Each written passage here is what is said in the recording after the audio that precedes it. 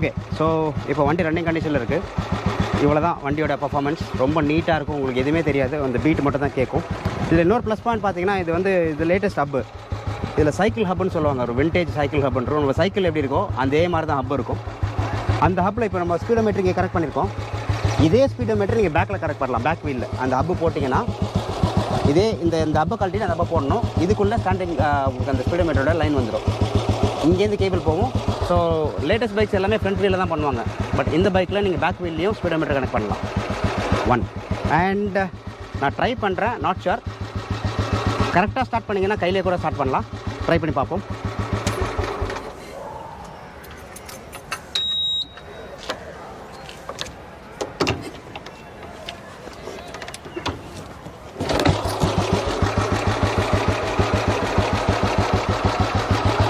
அது கரெக்டாக பண்ணிங்கன்னா, தப்பாக பண்ணிங்கன்னா ரிவர்ஸ் அடிக்கும்.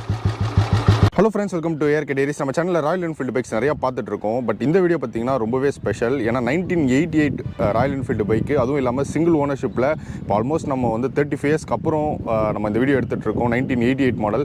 இன்னும் பார்த்தீங்கன்னா ஒரு சம்மர் ரன்னிங் கண்டிஷனாக வந்து மெயின்டைன் பண்ணிகிட்டு இருக்காரு. ஆனால் ஸோ வீடியோக்கு வந்து சப்போர்ட் பண்ணதுக்கு ரொம்ப நன்றிண்ணா. ஸோ ஆனால் ஃபஸ்ட்டு நீங்கள் உங்களை பற்றி சொல்லிடுங்க, அண்ட் அதுக்கு அப்புறம் நம்ம உங்கள் பைக்கை பற்றியும் சொல்லுங்கண்ணா. எஸ், வணக்கம். என் பேர் ஹேமானந்த். ஆக்சுவலாக கிரேஸ்ன்னு பார்த்தீங்கன்னா ராயல் என்ஃபீல்டு இது ரொம்ப டச்சிங். என்னோடய பெரியப்பாவோட வண்டி, அவர் தான் ஃபஸ்ட் ஓனர். நான் ஒரு 3rd ஸ்டாண்டர்ட் படிக்கும்போது இந்த பைக்கில் போயிட்டுருக்கேன். அது ஒரு பிலோட் டைப்லலாம் வச்சு அந்தளவுக்கு பெரிய சீட்ஸ்லாம் போட்டு. ஸோ வண்டியோட பேரே எஸ்கேடின்னு தான் இருக்கும், என்னோடய பெரியமாவோட பேரில் இருக்கும். அண்ட் அதுக்கப்புறம் அந்த வண்டியில் உட்காந்த நாள்லேருந்து எனக்கு இந்த கிரேஸே இருந்தது. ஸோ இந்த வண்டி நான் ஒரு நாள் ஓட்டணுன்ட்டு. ஸோ வளர்ந்ததுக்கப்புறமா 2012 இந்த வண்டி கையில் வந்தது. அது ஒரு ராட்டன் கண்டிஷன், ஒரு 5 இயர்ஸாக எடுக்காத, யூசேஜ் பண்ணாத ஒரு கண்டிஷன் இருந்தது. எடுத்து ஒரு 1.2 லேக்ஸ் செலவு பண்ணி அந்த வண்டியை பேக் டு ஃபார்ம் கொண்டு வந்து இன்றைக்கி இந்த வண்டி கிட்ட இருக்குது. அண்ட் அதுக்கப்புறமும் இந்த வண்டியோட ஃபீல், அதாவது மற்ற எல்லா வண்டியுமே ஒரு ஸ்பெஷல் அப்படின்னா, இந்த வண்டியில் ஒரு ஸ்பெஷாலிட்டி, இது ஒரு right gear vehicle and left side brake. இது எல்லாருமே ஓட்ட முடியாது. அந்த கிரேஸ் இருக்கணும், அந்த ஃபீல் இருக்கணும். ஹார்ஸ் பவர் ஜாஸ்தி, 350 சிசின்றது சாதாரணமான விஷயம் கிடையாது. ஸோ இந்த வண்டி பார்த்தீங்கன்னாவே தெரியும் உங்களுக்கு, இந்த வண்டியில் லாட் ஆஃப் விண்டேஜ் ஸ்டைலில் தான் இருக்கும். கீஸ் லெஃப்ட் சைடில் இருக்கும், ஸ்பீடோமீட்டர் ரிவர்ஸில் சுற்றும், அண்ட் வண்டி ரெகுலர் பாலிஷிங் இருக்குது. ஸோ இந்த ஸ்பீடோமீட்டர் பார்த்தீங்கன்னா இட்ஸ் அண்ட் ஸ்மித் ஸ்பீடோமீட்டர். இதில் ஒரு விஷயமும் பார்த்து வாங்கினது. அகைன் இந்த handle bar, again vintage handle bar, இந்த பட்டர்ஃப்ளை ஹேண்டில் பார் சொல்லுவாங்க. So that is one major thing. And horn, again இந்த சைஸ் தான் ஹார்ன் வரும். நார்மல் பைக்கில் வர குட்டி ஹார்ன்லாம் வராது. மேஜர்லி வண்டி வந்து it's no problem bike. Again அந்த கிரேஸ், அந்த ஃபீல் இருந்தால் மட்டும்தான் அந்த வண்டி நீங்கள் வச்சு இந்த மாதிரி மெயின்டைன் பண்ண முடியும். ஸோ என்னோட பாசிபிள் டைமில் அதில் என்ஷோர் தட் இதை டெய்லியும் க்ளீன் பண்ணி, வாஷ் பண்ணி, நீட்டாக பாலிஷ் பண்ணுறது. அண்ட் ஆன் அன் ஆவரேஜாக ஒரு 2 to 2.5 lakhs செலவு பண்ணியிருக்கோம் இந்த வண்டிக்கு ஆஸ் ஆஃப் நவ். அண்ட் இன்றைக்கி வரைக்கும் இந்த வண்டி தவிர வேறு ஒரு வண்டி ஒரு ஃபீல், அந்த ஃபீல் எனக்கு வந்ததில்லை. ஆனால் இப்போது பைக் வந்து எங்கே ரெடி பண்ணீங்க? ஸோ லாஸ்ட்டாக ரெடி பண்ணது வந்து எங்கே ரெடி பண்ணீங்க? எவ்வளோ ஆச்சு? இந்த வண்டி ஸ்டார்ட் பண்ணி அதை வந்து அந்த ராட்டன் கண்டிஷன், அதாவது ஒரு 5 இயர்ஸாக லாக்கில் இருந்தது. அப்போது எடுக்கும்போது அது ட்ரிச்சியில் ரெடி பண்ணது. ட்ரிச்சியில் மிஸ்டர் செந்தில் ஒரு மெக்கானிக், அவர் 25 இயர்ஸ் எக்ஸ்பீரியன்ஸ் ராயல் என்ஃபீல்டு புல்லட்டில், ட்ரிச்சி அம்பிகாபுரம் SIT காலேஜ் ஆப்போசிட்டில் இருக்கார். ஸோ அவர் தான் அந்த வண்டியை பேக் டு ஃபார்ம். அண்ட் அவர் செட் பண்ண அந்த டெல்கோ பாயிண்ட், இந்த டெல்கோ பாயிண்ட்னு சொல்லுவாங்க, அவர் செட் பண்ண தான் அது.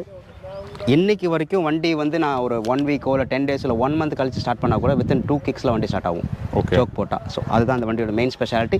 அண்ட் அதுக்கப்புறம் சென்னை கொண்டு வந்து, சென்னையில் அது ஒரு கிளாசிக் ஸ்டைலில் ரெடி பண்ணேன், லேட்டஸ்ட் ஸ்டைலில் ரெடி பண்ணேன். அதை மாற்றிட்டு இப்போது வந்து பேக் டு ஸ்டாண்டர்ட் ஃபார்மில் கொண்டு வந்தேன். அதுக்கு வந்து ஃபஸ்ட்டு நான் ரெடி பண்ணது ஒரு 1.2 lakhs ஆச்சு.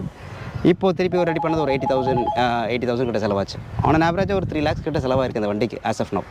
ஓகே, அதான் நீங்கள் அதுக்கப்புறம் ஒரு வாட்டியும் திரும்பி ரெடி பண்ணி. பட் ஆனால் இந்த வண்டி நீங்கள் சொன்ன மாதிரி ரைட் பண்ணுறது வந்து கொஞ்சம் கஷ்டமான விஷயம். ஏன்னா நான் இதுக்கு முன்னாடி வந்து இதே மாதிரி ஒரு கிளாசிக் விண்டேஜ் வண்டி ஒன்று ரெடி பண்ண வைக்க ஓட்டணும்னு ஆசை இருந்துச்சு. பட் இந்த பிரேக்ஸ் எல்லாமே நம்மளுக்கு வந்து லெஃப்ட் சைடு பிரேக் வருது இல்லை இதில். ஸோ உங்களுக்கு வந்து ரைட் சைடில் வந்து கியர் போடுறது வருது, லெஃப்ட் சைடில் பிரேக் வருது. ஸோ இது எப்படி நீங்கள் ரெகுலராக ஓட்டுறதுனால உங்களுக்கு வந்து ஈஸியாக இருக்கா? ஏன்னா எனக்கு ஓட்டும் போது என்னால் அது கால்குலேட்டே பண்ண முடியல. நல்ல ஃப்ரண்ட் பிரேக் இருந்துச்சு 2-3 இடம், ரொம்ப கஷ்டமாக இருந்தது. ஸோ அது எப்படி சொல்லுங்கள்? எஸ், ஆக்சுவலாக பார்த்தீங்கன்னா இந்த வண்டியில் வந்து ஃப்ரண்ட் பிரேக், இந்த வண்டியில் இல்லை, நீங்கள் விண்டேஜ் பைக்கில் எந்த பைக்கில் எடுத்தாலும் பிரேக் அந்தளவுக்கு இப்போ லேட்டஸ்ட் வண்டியில் வர மாதிரி இருக்காது. நோ மேட்டர் டிஸ்காக இருக்கட்டும், ட்ரம்மாக இருக்கட்டும். ஸோ இது வந்து ஜஸ்ட் ஒரு சப்போர்ட் தான். ஆனால் இந்த வண்டிக்கு மெயின் சப்போர்ட்டே பேக் பிரேக் தான். ஓகே. நிறைய பேருக்கு இந்த வண்டி ஓட்டும் போது பார்த்தீங்கன்னா they will have that feel, ரைட்டில் பிரேக் அடிக்கிறேன்னு சொல்லி கியர் போட்டுருவாங்க. ஸோ இதுதான் அந்த பிரேக். இதோட ஃபீல் நீங்கள் என்ன தான் அடித்தாலும் சரி, வண்டி ஸ்கிட்டும் ஆகாது, திரும்பாது, வண்டி ஸ்ட்ரைட்டாக தான் நிற்கும். ஓகே. மண் இல்லாமல் நீங்கள் பிரேக் அடிச்சிங்கன்னா. அண்ட் அந்த மைண்ட் செட் இருக்கணும் உங்களுக்கு, அந்த மைண்ட் தாட். ஓகே, எனக்கு பிரேக் நிற்கும், பிரேக் அந்த சைடு இருக்குது, கியர் இருக்குன்ற தெரிஞ்சவங்க மட்டும் தான் அந்த வண்டி ஓட்ட முடியும். பட் நான் எப்போவுமே இந்த வண்டி ஓட்டியிருக்கேன், நார்மல் பைக்ஸும் ஓட்டுறேன். ஆனால் எனக்கு அந்த பைக்கில் உட்காந்த போது ஆட்டோமேட்டிக்காக கால் வந்துடும். ஸோ அந்த கம்ஃபர்ட் ஜோன் வந்து நீங்கள் அட்லீஸ்ட் ஒரு 3 to 4 months இந்த வண்டி ஓட்டினீங்கன்னா தான் உங்களுக்கு ஃபீல் ஆகும். ஆனால் இப்போது அந்த இதை வந்து ராயல் என்ஃபீல்டு ஏன்னா மாற்றினாங்க? ஏன்னா எல்லாருக்கும் ஈஸியாக ஓட்ட முடியுன்றதுக்காக மாற்றிட்டாங்களா அதுக்கப்புறம்? இல்லை, இப்போ லேட்டஸ்ட் வண்டி பார்த்தீங்கன்னா எனக்கு அந்தளவுக்கு ஒரு கம்ஃபர்ட் இல்லை. ராயல் என்ஃபீல்டு மார்க்கெட்டுக்குள்ளே திருப்பி வரணும்னா இந்த வண்டி கொண்டு வந்து விட்டாங்கன்னா எல்லாருக்குமே ப்ராப்ளம். ஸோ அந்த ராயல் என்ஃபீல்டில் வந்து லெஃப்ட் பிரேக் சிஸ்டம்ன்றது அந்த பைக்கில் மட்டும் தான் இருக்குது. ராயல் என்ஃபீல்டு குரூப்பில் மட்டும் தான் இருக்குது. மற்ற எல்லா பைக்லையுமே ரைட் பிரேக் தான் இருக்கும். ஸோ அவங்க மார்க்கெட் பிடிக்கிறதுக்காக they came with right brake option. But இந்த வண்டி திருப்பி வந்ததுன்னா வில் பி ஹாப்பி. ஆனால் இப்போது நீங்கள் திருச்சியில் பைக் ரெடி பண்ணேன்னு சொன்னீங்கல்ல, ஸோ அதுக்கப்புறம் ஏன்னா சின்ன சின்ன ப்ராப்ளம்னா லோக்கலில் யார்கிட்ட விட்றீங்க? இல்லைனா இது மோஸ்ட்டாக ப்ராப்ளமே வராதா அந்த மாதிரி? நீங்கள் ப்ராப்பராக பண்ண போகிறது ஒன்று தான், oil service change, oil service பண்ண போகிறீங்க. மற்றபடி உங்களுக்கு மேஜராக அதில் போகிறது எதுவுமே கிடையாது. இந்த வண்டி வந்து இது மேட் லைக் அ கன் அப்படின்னு சொல்லுவாங்க. என்னன்னு பார்த்தீங்கன்னா இந்த பைக்கு வந்து பிளாஸ்டிக்கே இருக்காது அந்த பைக்கில். ஸோ பிளாஸ்டிக் சுத்தமாக இருக்காது அந்த பைக்கில், which means A to Z மெட்டலாக தான் இருக்கும். உங்களுக்கு ரப்பர் மட்டும்தான் பார்ப்பீங்களா ஒழிய பிளாஸ்டிக் எங்கேயுமே இருக்காது. That's why it's called as made like a gun. ஆனால் இதுக்கு ஸ்பீடோமீட்டரை பற்றி சொல்லுங்கள். ஏன்னா நான் இது வரையும் இந்த மாதிரி ரிவர்ஸில் ஸ்பீடோமீட்டர் பார்த்ததே கிடையாது. எஸ், இது வந்து ஸ்மித் ஸ்பீடோமீட்டர். ஆக்சுவலாக விண்டேஜ் பைக்ஸ் எல்லாமே பார்த்தீங்கன்னா இந்த ரிவர்ஸ் தான் வரும். அண்ட் இப்போ லேட்டஸ்ட்டு ஜாவா பைக்ஸ்லாம் வந்து இந்த ஸ்பீடோமீட்டர் லான்ச் பண்ணியிருக்காங்க. பட் அது லேட்டஸ்ட் வெர்ஷன். ஆனால் இது வந்து ஆக்சுவலாக it's Smith speedometer made in England. And amp மீட்டரும் அதே மாதிரி தான் வரும், மேட் இன் இங்கிலாந்து. மேபி என்கிட்ட ஃபோட்டோஸ் தான் உங்களுக்கு ஷேர் பண்ணுறேன். ஆனால் இந்த ஹேண்டில் பார்ஸ் பற்றி சொல்லுங்கள். ஹேண்டில் பார் இது வந்து பட்டர்ஃப்ளை ஹேண்டில் பார் சொல்லுவாங்க. எல்லா பைக்குமே திரும்பறதுக்கு ஒரு ரேடியஸ் இருக்கும். ஆனால் இந்த பைக்கில் நின்றுட்டே சின்ன சர்க்கிள் பண்ணலாம். ஸோ இந்த ரேடியஸ் வந்து மற்ற ஹேண்டில் பாரில் உங்களுக்கு வராது, கம்ஃபர்ட் வராது. அண்ட் வண்டியோட திருப்பது பார்த்தீங்கன்னா நிற்க வச்ச இடத்துல திருப்பலாம் வண்டியை. That's plus point. ஆனால் இதில் கண்ட்ரோல்ஸும் பார்த்தீங்கன்னா ஃபுல்லாகவே லெஃப்ட் சைடில் தான் கொடுத்துருக்காங்கல்ல, ரைட் சைடில் எதுவுமே இல்லை? ரைட் சைடில் எதுவுமே கிடையாது. ஆக்சுவலாக இது கூட நான் போட்டது இந்த வண்டியோட இந்த ஃப்ரண்ட் லிவர் செட் மட்டும் நான் மாற்றலை. என்னன்னு பார்த்தீங்கன்னா இந்த லிவர் செட் வந்து டோட்டலாக மெட்டல் ஸ்டீலில் வரும். அந்த லிவர் செட்டு நான் ஃபிக்ஸ் பண்ணலை. எல்லாமே இப்போ காஸ்ட்லியாக போயிடுச்சு. விண்டேஜ் பார்ட்ஸ்ன்றது ரொம்ப காஸ்ட்லி. ஆல்ரெடி நான் ஒரு ராயல் என்ஃபீல்டு விண்டேஜ் குரூப்பில் நான் மெம்பராக இருக்கேன். So we will interchange products etcetera. And என்னை விட பயங்கரமாக மேனேஜ் பண்ணுறவங்க, மெயின்டைன் பண்ணுறவங்க இருக்காங்க. ஓகே. ஆனால் எவ்வளோ நான் மைலேஜ் கொடுக்குது? 35-100% வரும். ஓகே. ஆனால் இப்போ நீங்கள் நம்ம லாஸ்ட்டாக ஒரு 4 to 5 கிலோமீட்டர் சிட்டியில் ஓட்டிகிட்டு வரும்போதும் பார்த்தீங்கன்னா நீங்கள் ஏதோ ஸ்கூட்டி ஆக்டிவா மாதிரி பூந்து அப்படியே ஃப்ரீயாக ஓட்டிகிட்ருக்கீங்க. இப்போ வர பைக்ஸோட இந்த பைக்ஸ்லாம் வெயிட் அதிகமாக ஓட்டுறதுக்கு வந்து அதான் நீங்கள் ஓட்டுறதுக்கு ரொம்ப நல்லா இருக்குன்னு சொன்னீங்க, கம்ஃபர்ட்டும் சூப்பராக இருக்குன்னு சொன்னீங்க. ஸோ சிட்டிக்குள்ளே எப்படி மேனேஜ் பண்ணுறீங்க? சிட்டிக்குள்ளே கண்டிப்பாக ஒன்றும் பிரச்சனையே கிடையாது. ஆக்சுவலாக இப்போ வர பைக்லாம் பார்த்தீங்கன்னா 4th கியரில் நீங்கள் வண்டி ஸ்லோ பண்ணி ஸ்டார்ட் பண்ணிங்கன்னா வண்டி ஆஃப் ஆகிடும். பட் இந்த வண்டியில் நீங்கள் 4th கியரில் கிளச்சை பிடிச்சி ஓட்டிங்கன்னா வண்டி ஆஃபே ஆகாது. கரெக்டாக கண்ட்ரோலாக ஓட்டினா 4th கியர்லேயே வண்டி நிறுத்தி எடுக்கலாம். ஸோ அந்தளவுக்கு கம்ஃபர்ட். அகெயின் அந்தளவுக்கு உங்களுக்கு எக்ஸ்பீரியன்ஸ் இருக்கணும். இருந்தீங்கன்னா அந்த ப்ராப்ளமே கிடையாது. இப்போ மோஸ்ட்லி அதில் கியர் ஷிஃப்ட் பண்ண அவசியம் கிடையாது. And one more best thing is like இப்போது இதில் வந்து ஃபஸ்ட்டு அப்பு, தென் செகண்ட், தேர்ட், ஃபோர்த். இது 4th கியர். இங்கே நியூட்ரல் லிவர் இருக்கும். இது நீங்கள் ப்ரெஸ் பண்ணிங்கன்னா ஸ்ட்ரைட்டாக நியூட்ரல், வண்டி டேரெக்டாக நியூட்ரல் வந்துடும். ஓகே. ஆனால் வைப்ரேஷன்ஸை பற்றி சொல்லுங்கள். ஏன்னா 1988 அப்படி இருக்கு. இப்போ வர பைக்ஸில் BS6 அதுக்கப்புறம் பார்த்தீங்கன்னா ஸோ ராயல் என்ஃபீல்டோட அந்த ஃபீலே கம்மியாயிடுச்சு. பட் ராயல் என்ஃபீல்டு பொறுத்தவரையும் வைப்ரேஷன் தான் வந்து ஓனர்ஸ்க்கு வந்து அந்த வைப்ரேஷன் இருந்தால் தான் ராயல் என்ஃபீல்டுன்ற மாதிரி இருக்கும். ஸோ நம்ம பைக்கில் வந்து வைப்ரேஷன் வந்து எந்த அளவு இருக்கும், இல்லை மேனேஜ் பண்ணுற அளவு இருக்குமா, இல்லைனா அந்த வைப்ரேஷன் தான் இந்த பைக்கு அழகாக நீங்கள் எப்படி பார்க்குறீங்க? இன்றைக்கி இருக்க கிளாசிக் 350, தண்டர்பர்ட் எக்ஸெட்ரா கிளாசிக் ரீபானில் வர வைப்ரேஷனை விட இதில் வைப்ரேஷன் கம்மி. இது இஸ் பெட்ரோல் வெஹிக்கிள். டீசல் வெஹிக்கிள்லாம் நீங்கள் சொல்கிறது கரெக்ட். டீசல் வெஹிக்கிளில் 100% வைப்ரேஷன் ஜாஸ்தி இருக்கும். ஒரு 70-80 மேலே போனீங்கன்னா உங்களுக்கு ஹேண்டில் பாரே ஷேக் ஆகும். பட் அது டோட்டலாக வேறு ஃபார்முலா. என்ன ரீசன் பார்த்தீங்கன்னா டீசல் வந்து you will get around 90-95 kilometre mileage. And அதை பம்ப் பண்ணி தான் ஸ்டார்ட் பண்ணணும். இது பம்பெல்லாம் கிடையாது, single kick start. So I'll just show you. Decomposer.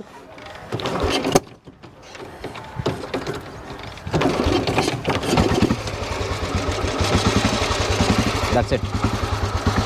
So இதில் ப்ராப்ளம் என்னென்னா வண்டி ஒரு லாங்கில் நீங்கள் ஓட்டிகிட்டு வந்து நிறுத்தும் போது வண்டியில் ஏர் ஃபார்ம் ஆகும். அந்த ஏர் ஃபார்ம் ஆச்சுன்னா மட்டும்தான் ஒரு சின்ன நாய்ஸ் இப்போ கேட்டிருப்பீங்க, ஒரு ஏர் புஷ் பண்ண நாய்ஸ் வந்தது. ஸோ அந்த நாய்ஸ் மட்டும் தான் கேட்கும். மற்றபடி வண்டி பர்ஃபெக்ட். அண்ட் அகெயின் இது கிக் பண்ணுறது ரொம்ப கேர்ஃபுல்லாக இருக்கணும். பார்த்துருப்பீங்கன்னு நினைக்கிறேன். இந்த கால்லேயே ஒரு 2-3 மார்க் இருக்கும். இது எல்லாமே நான் இதில் வாங்கினேன், ஒரு 3 வாட்டி வாங்கியிருக்கேன். ஆனால் இந்த இதுதான் நான் இந்த டீகம்ப்ரஸர் சென்டர் வரும்போது இது இருக்கும். ஆக்சுவலாக நான் காட்டுறேன் உங்களுக்கு.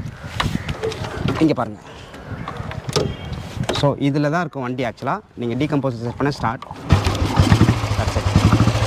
அண்ட் வண்டி சார்ஜ் ஆகிறது உங்களுக்கு இங்கேயே காட்டிடும்.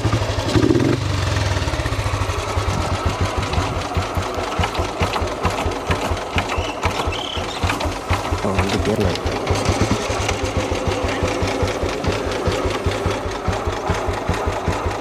ஸோ இதுதான் இதோட ஃபீல். இது ஆக்சுவலாக ஹார்ட் பீட் மாதிரியே இருக்கும் உங்களுக்கு. ஆக்சுவலாக சிங்கிள் நாய்ஸ் இந்த சைலன்ஸில் கேட்டால் தெரியும் உங்களுக்கு. This is the single noise it comes. Stock exhaust தானா? Normal original Royal Enfield silencer. Okay. ஆனால் இப்போ மெயின்டெனன்ஸ் சொல்லுங்கள். ஏன்னா இப்போது என் ஃப்ரெண்ட்ஸ்லாம் யூஸ் பண்ணுறாங்க 1 இயர் 1.5 இயரில் பார்த்தீங்கன்னா ஃபுல்லாக ரஸ்ட் ஆகிடுது வண்டி. ஏன்னா ராயல் என்ஃபீல்டு பொறுத்தவரைக்கும் ஃபுல்லாகவே குரோம் பார்ட்ஸ் வந்து ரொம்ப அதிகம். எக்ஸாக்ட்லி. நீங்கள் எப்படி மெயின்டைன் பண்ணுறீங்க? நீங்கள் சொன்னீங்க நீங்கள் தொடச்சி நீட்டாக எல்லாமே மெயின்டைன் பண்ணுவீங்க அப்படின்னு. ஸோ நம்ம அதுக்கு நிறைய டைம் ஸ்பெண்ட் பண்ணலாம் இந்த வண்டி. எக்ஸாக்ட்லி. இந்த வண்டியில் நான் உட்காந்து வாஷ் பண்ணேன். நான் மார்னிங் க்ளீன் பண்ணதுக்கு ஒரு 15-20 மினிட்ஸ் ஆச்சு ஆக்சுவலாக. பட் நான் ப்ராப்பராக அதை பாலிஷில் கொண்டு வரணும்னா அதுக்கு க்ரோம் பாலிஷ் இருக்குது, அது வச்சு பாலிஷ் பண்ணணும். அது நீங்கள் இந்த எல்லா க்ரோம் பார்ட்ஸும் பண்ணலாம். ஒன் மோர் திங், அந்த எக்ஸ்ட்ரா ஐட்டம்ஸ் மட்டுமே பார்த்தீங்கன்னா 300-400 ருபீஸ் வரும் நீங்கள் பாலிஷ் பண்ணுறதுக்கு. நீங்கள் அந்தளவுக்கு ரொம்ப சோம்பேறித்தனை பட்டிங்க அப்படின்னா you can give it polish. Royal என்ஃபீல்டில் பாலிஷ் ஷோரூம் இருக்குது. அதை பாலிஷ் கொடுத்தீங்கன்னா வண்டி ஃபுல்லாக பாலிஷ் ஆகும். இந்த க்ரோம் தனியாக பாலிஷ் ஆகிடும். ஓகே. ஸோ அது பாலிஷ் ஆகும்போது பார்த்தீங்கன்னா ஒரு 6 மந்த்ஸ் வரைக்கும் இருக்கும். ஒன் மோர் திங், நீங்கள் நார்மல் சால்ட் வாட்டரில் வாஷ் பண்ணிங்கன்னா அந்த பாலிஷ் ரொம்ப சீக்கிரம் போயிடும். இதே நீங்கள் ஆரோ வாட்டர் வச்சு க்ளீன் பண்ணுறீங்க, டெய்லி வைப் பண்ணுறீங்க அப்படின்னா அந்த பாலிஷ் வந்து ஒரு 1 to 1.5 years வரும். ஓகே. ஆனால் இப்போது செகண்ட்ஸ் இந்த பைக்கு கிடச்சதுன்னா என்னென்ன விஷயம்லாம் பார்க்கணும்? இன்னொன்று எவ்வளோ மார்க்கெட் ப்ரைஸ் வந்து இப்போ இருக்குது, அதை பற்றி என்ன ஐடியா இருக்கா? டிபெண்ட்ஸுங்க. இப்போ நான் சொன்ன மாதிரி நான் 3 lakhs செலவு பண்ணியிருக்கேன். ஸோ வண்டி வந்து இந்த கண்டிஷனில் இருக்குது. நான் வந்து 3 lakhs கொடுக்கணுன்றதும் கொடுக்கக்கூடாதுன்றதும் அது என் கையில் தான் இருக்குது. So it's second owner bike. As of நான் ஃபஸ்ட் எங்கள் பெரியப்பா பேரில் இருக்குது, அடுத்து இப்போ என் பேரில் இருக்குது. எனக்கு என்னோடய பெரியப்பா என் கூட இருக்க மாதிரி. ஸோ இந்த ஒரு சென்டிமெண்ட்டில் தான் அந்த பைக் என்கிட்ட இருக்குது. ஸோ இது வந்து என்னோட சென்டிமெண்ட். ஒரு சில பேர் வந்து அந்த பைக்கோட வேல்யூவே தெரியாமல் they been using for long time. சடனாக வந்து எனக்கு பிடிக்கல சேல் பண்ணணும்னு இருப்பாங்க. அவங்களாம் ஒரு 70,000-80,000 கூட கொடுப்பாங்க. அண்ட் ஒரு சில பைக்ஸ் எல்லாம் இந்த கண்டிஷன்ஸில் இருக்காது. வண்டி ஓடும், ஸ்டார்ட் பண்ணால் ஓடும், வண்டி இன்ஜின் கியர் எல்லாம் இருக்கும். அப்படி பார்த்தீங்கன்னா ஒரு 1 lakh பக்காவாக ரெடி பண்ணி வச்சுருக்காங்க, ரொம்ப நீட்டாக ரெடி பண்ணி வச்சுருக்காங்க, ரெடி பண்ணி சேல் பண்ணுறாங்க அப்படின்னா ஒரு 1.5 lakhs to 2 lakhs வரைக்கும் கூட போகுது. அண்ட் அகெயின் மேஜர் இந்த வேல்யூ இந்த நம்பரில் தான் இருக்குது, இந்த 3 digit நம்பர். ஸோ அந்த 3 digit நம்பர் வண்டிலாம் மட்டும் பார்த்தீங்கன்னா உங்களுக்கு ரொம்ப காஸ்ட்லி. எஸ்பெஷலி இது எந்த TSK which comes in 88 model. இது 80, 70 இல்லை 64 அதெல்லாம் பார்த்தீங்கன்னா எம்எஸ்எம், எம்டிஎம், எம்டிஒய்னு வரும். ஸோ அதெல்லாம் ரொம்ப ஹை எண்ட். இப்போ இதில் வந்து பார்த்தீங்கன்னா இந்த ஹப்புன்றது இதுதான் ஹப்பு சொல்லுவாங்க. ஸோ இந்த ஹப்பு வந்து இது லேட்டஸ்ட் ஹப்பு. இதில் சைக்கிள் ஹப்புன்னு ஒன்று வரும். ஸோ அதெல்லாம் வந்து பார்த்தீங்கன்னா 70s முன்னாடி இருக்க பைக்கில் தான் வரும். ஓகே. ஸோ அதெல்லாம் கொஞ்சம் ஹையர் எண்டில் இருக்கும். அண்ட் மட்கார்ட் இது வந்து நார்மல் மட்கார்ட். இதில் சென்டரில் ஒரு லைன் வரும், அது வந்து பாக்ஸ் மட்கார்ட்னு வாங்க, விண்டேஜ் மட்கார்ட்னு வாங்க. ஸோ இதுவும் விண்டேஜ் தான் ஆக்சுவலாக. இதுவும் இந்த வண்டியில் வந்து விண்டேஜ் மட்கார்ட். பட் ஃப்ரண்ட் அது கிடையாது, லேட்டஸ்ட் போட்டிருக்கேன் நான். ஏன்னா நீங்கள் விண்டேஜ் பார்ட்ஸ் எது வாங்கினாலுமே ரொம்ப காஸ்ட்லி. ஓகே. அதான் அந்த காஸ்ட்டு இன்னொன்று அவைலபிலிட்டியும் ஒரு விஷயம் இருக்குது. எக்ஸாக்ட்லி. அவைலபிலிட்டி இருக்குது, எல்லார்ட்டையுமே இருக்குது. ஆஸ் ஐ டோல்ட் யூ, நான் ஒரு ராயல் என்ஃபீல்ட் குரூப்பில் இருக்கேன். ஓகே. ஸோ அதில் இருக்க பார்ட்ஸ்லாம் பார்த்தீங்கன்னா மினிமம் 10,000 20,000. இந்த லிவர் நான் சொன்னது மாற்றாத காரணம் 10,000 20,000 சொல்லுவாங்க.